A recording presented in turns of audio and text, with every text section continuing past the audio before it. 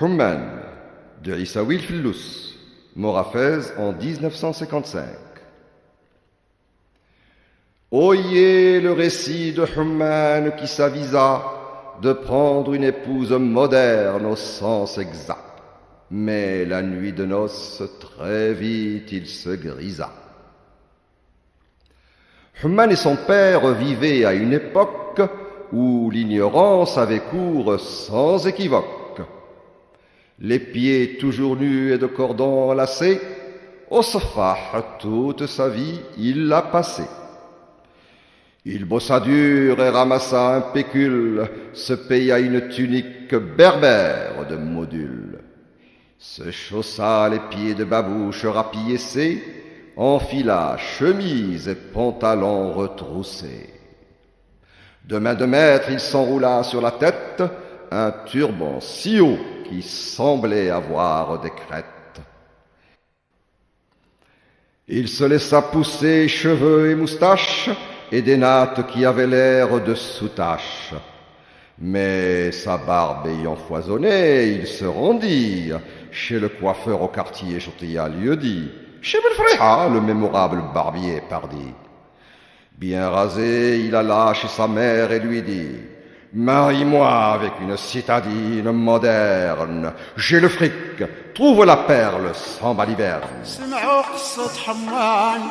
يوم جاي الجواج يا من تسل وخدع صرية وندم عن شاي دار يوم روح صابغ الانجال. سمعوا قصة حمار يوم جاي الزواج يا من تسل وخدع صرية وندم عن شاي دار يوم روح صابغ الانجال.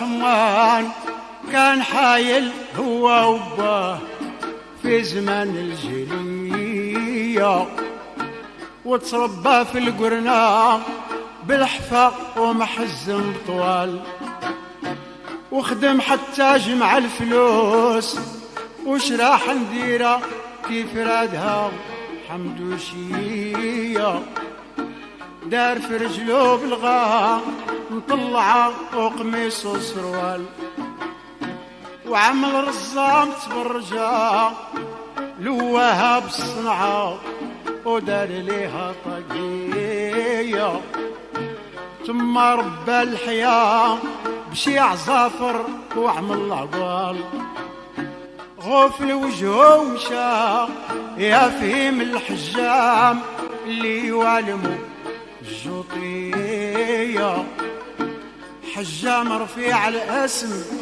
بن فريحة فايق المثال حسن ومشى الدار قال لامه زوجني من بنات الحضر عصرية انتي شوفي لي يا الزين وانا نسخى بالمال. سمعوا قصة حمان يوم جاي تزوج يا منسال وخدع صغير. Sans tarder, sa mère emprunta des vêtements, mit même sa sbnia pour l'événement.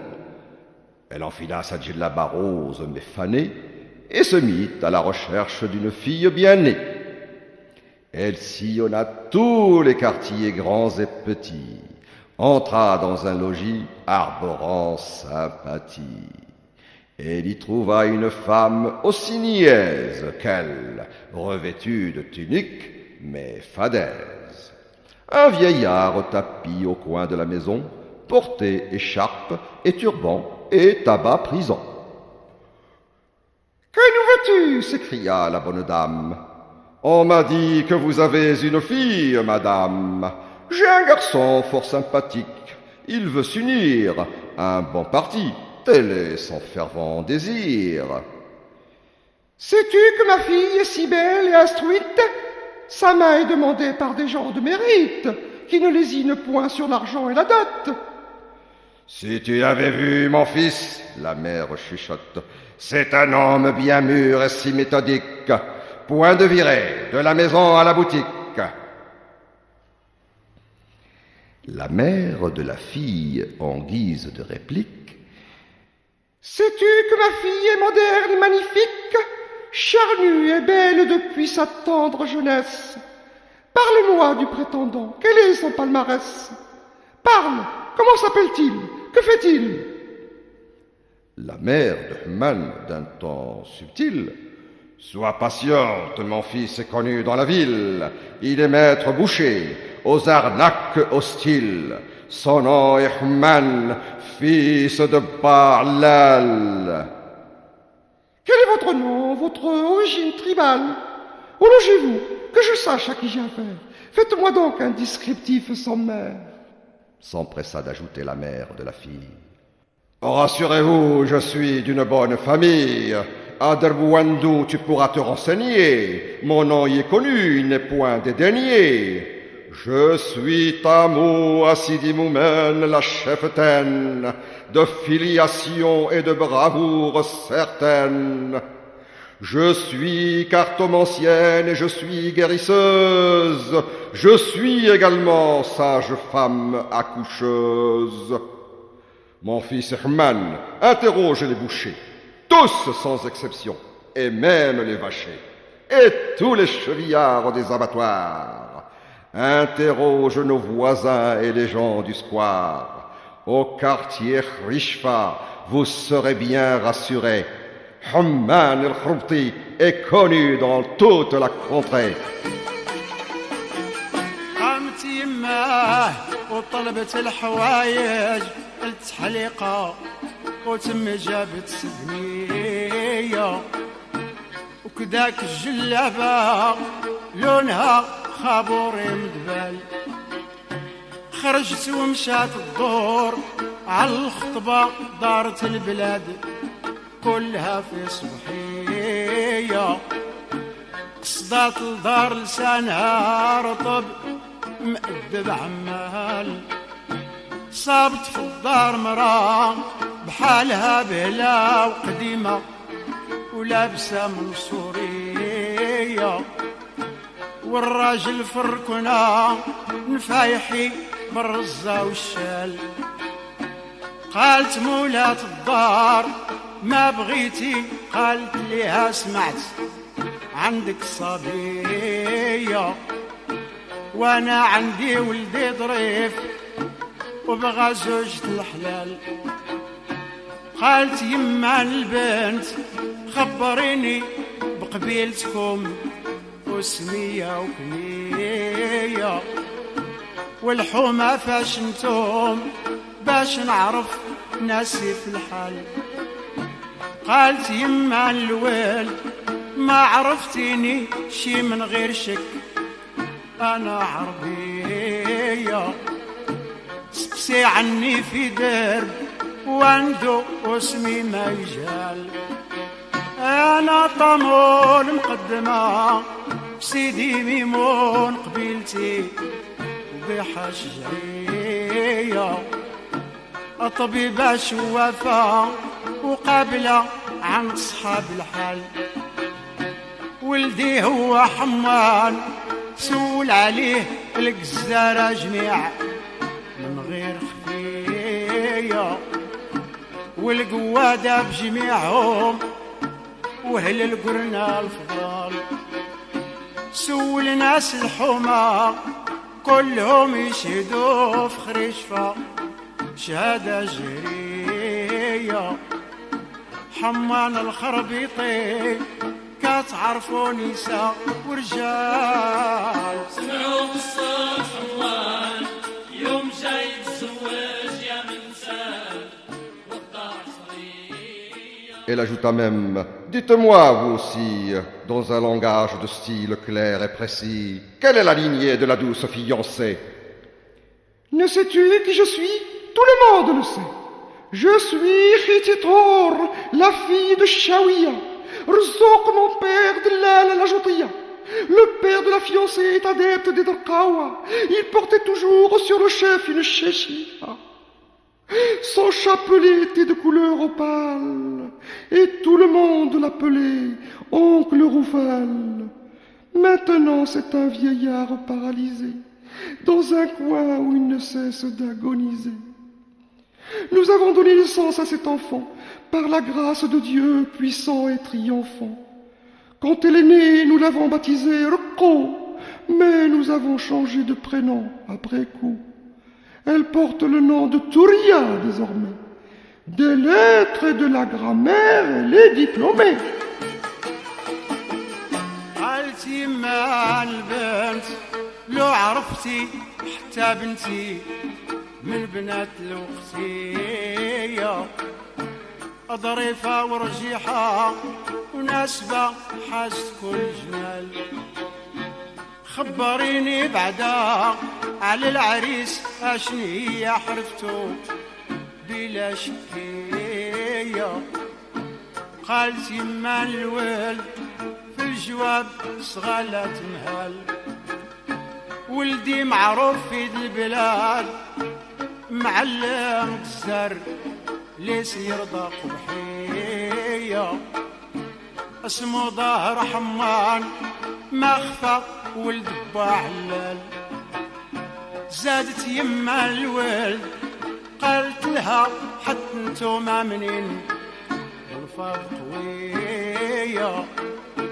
والعروسة بعدا منين هي فول المقال قالت يما البنت ما عرفتي انا اخيتي طهور بنت الشاوية أبا هو رزوق راه في الجوط يا دلال أبا البنت شهير كان منسوب للدرقاوة وكان داير شاشية سبيح وباكوري ويتكلنا عمي غفال واليوم كبر وعيا وشاب وبقى في الركنة كايزيم صبحا وعشية ولدنا هاد البنت كيف قدر نعمل متعال كانت اسمها كتو منين زادت كبرت سميتها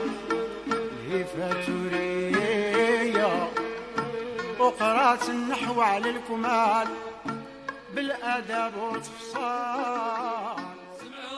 Alors, Tammuz s'empressa aussitôt de dire « Tror Shawiya, quelle dot vous ferait plaisir? Nous nous exécuterons vite et sans attendre. » Allez voir son oncle, il saura vous répondre. Où peut-on le trouver le plus vite et le mieux? À Babftouh, il tenait boutique en ces lieux. À Gerwawa, à présent, nul ne l'ignore. C'est Ben Achour qui fait la toilette des morts. Et le soir, ils se rendirent chez Ben Achour, qui acquiesça, mais après un long discours. La promesse donnée, il réclama un gage, un cafetan pour le lendemain du mariage, 100 rials de dot, aussitôt acquitté. Le fiancé exigea les noces avant l'été. Humman se procura tout ce qu'il lui fallait. Il acheta même un taureau bien rondelé. Les Hmatcha invités arrivent en grand nombre, car sa cheftaine de mer en était aussi membre. Il en profita pour se payer une cuite, revint au logis dans un état sans mérite.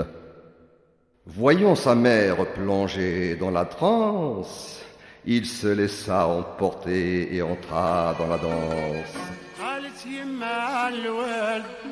بعدها قالت في الحين يا طهور الشاوية اش طلب سيف صداقها نأديه بلا تعطل قالت سيروا بعدها لعمها هو يعرف ما يدير في القضية قالت ماما طمو فاين يكون بلا تمهال. قالت في باب فتوح راه كانت عنده حانوت صايلة بنية، واليوم في قروة واشيق بن عاشور الغسال. ساروا عنده في الليل بالمشيخة ونعمليهم عاد كملت العطية، وشرط قفطان خضار صبوحي و100 ريال، ودفع حمان صداقهم وشرط عنهم العرس زمان الصيفية. قبلوا مشاو بجوج كل واحد شمر واحتال، والجد حمان جميع ما يخصو وشراب قراب من زريبة نوحية.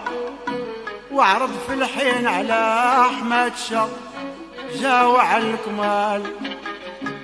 أمو كانت هي المقدمة منسوبة من حالة الشباب ضغوغية، ومشى وضرب سكرة وجا معربط خارج الحوال.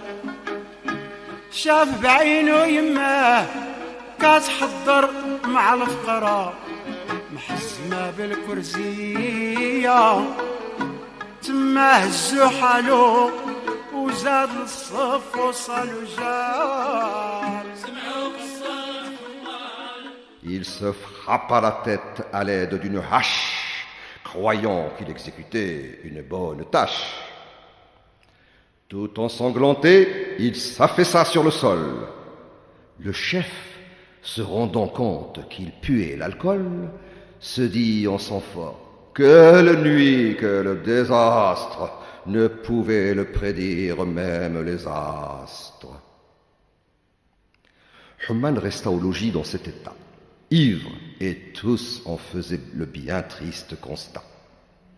Inerte, allongé, la poitrine ensanglantée, sa mère et les invités se sentent bien hâtés d'aller chercher la ravissante mariée qui, pour la circonstance, était accompagnée des filles de son école et qui chantonnaient. Et dans le logis, elles se mirent à fredonner. Humman enfila sa tenue toujours en mal, pénétra illico dans la chambre nuptiale. Dieu, quel spectacle affligeant, désolant! La barbe, le turban en désordre insolent. Même son visage avait un air délétère. Sur le lit, il s'affaissa comme un dromadaire. Tout près de la mariée, il s'est étalé. Et comme un fauve, il passa la nuit à ronfler. Mais au réveil, la mariée s'aperçut qu'il avait pissé et elle en fut si déçue. Elle en fit si déçue qu'elle se mit à crier « Au secours! Au secours !» La nouvelle se propagea aux alentours, vint alors la famille sous bonne escorte. De la chambre de Humman, on ferma la porte. وجبت شاقور بالرشوق وبدا يضرب راسو وظن فاز بالمزية، وبقى حتى ندمى وطاح وفنا قلبو الحال. وهزو المقدم وشم فيه السكرة ودوا وقال ليلة زغوية ما ظنينا هادي وليس خطرت لينا في البال. وبقى حمان في دارهم معربة سكران للعباد شفية، طايح مشبوح صريع فوق من صدرو دمو سال. ومشات امه والناس للعروسة وجابوها من دارهم كنترية، وبنات المدرسة على العروسة ينشدوا بشجال. مهما دخلت للدار والبنات معاها خطبوا جميع ضلفات ذكية، ولبس حمان حوايجو معربط باقي غلغال، ودخل على العروسة لبيتها كيف قدار بشيات عالم الخفية بالحياة والرزة مخبلة وجهه زاد كحال، زاد الفراش وطاح كجمل وتمغط قدامها في حالة سوية، بايت يشخر ويزين كن وحش الليل وما طال، ومن عين فقت في الصباح لقاتو باين في الفراش وبقات ديا، وبدات تعيط بالشراع تيفو يا نار رجال. سمعوا قصة حمان يوم جاي الزواج. Il était encore givré, et dans quel état? Elle s'empressa de dénoncer cet attentat en déposant au tribunal une plainte. Cité au prétoire, il reconnut son atteinte à la pudeur, à la bienséance et l'entorse. Il décida donc de procéder au divorce. Pour l'ivresse, il écopa 2 mois fermes et resta dans sa géole bien inerme. Toutes ses dépenses se sont pulvérisées, tout est perdu, il est devenu une risée. Économie perdue, mariage raté, et de plus, par le tribunal débouté. La fille se remaria donc aussitôt, le délai légal ne posant plus de veto. Elle s'est unie à un enseignant comme elle, par la volonté du Seigneur éternel. Ainsi est le sort de ceux qui s'abreuvent. L'ivrogne par la boisson vit la dure épreuve. Il est la cible et la risée de tout le monde. Ivre, il ne distingue plus le bien de l'immonde. Au terme de cette satire, j'implore le Seigneur de toute mon âme et mon corps, qu'il veuille pardonner mes torts et mes chimères. Je ne connais ni Hamman ni sa mère, pas plus que la jeune et moderne mariée. Tout ceci n'est que plaisanterie maquillée, faite pour amuser et distraire les esprits. Mon véritable nom est Mohamed Mdghri, mais Issaoui Filous est mon sobriquet. Que Dieu me protège et préserve mes acquis. تجمعوا جيرانهم ومشى الخبار لدارهم، جاو بالحمية شدوا عن حماني البيت سكران في غير حوال، خرجت بوحدها للحكام دارت عنه دعوى منظمة جنائية، واحضر حمان وقر بين سكران راشق مازال، واحكم عن نفسه بالطلاق قام وطلق طلقة بينا الشرعية، وعلى السكراش جنوه تم شراين على الكمال، وبقى حمان قديم في السجن متفرد وجميع ما خسر صار خطية، وخسر في الدعوة والزواج والعرس وضاع المال. هادي سيرة الخمار كي يخلي مولا على الدوام، ضحكة وشفية لاين منه سكران ما يفرق حرام من حلال. تما العروسة يا فهيم تزوجت بعد العدال واضحة في الشرعية، وخضات أستاذ بحالها بقدرة نعمل فعال.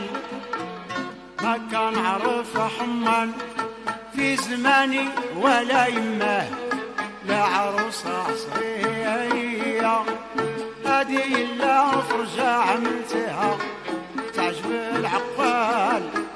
اسمي محمد في النظام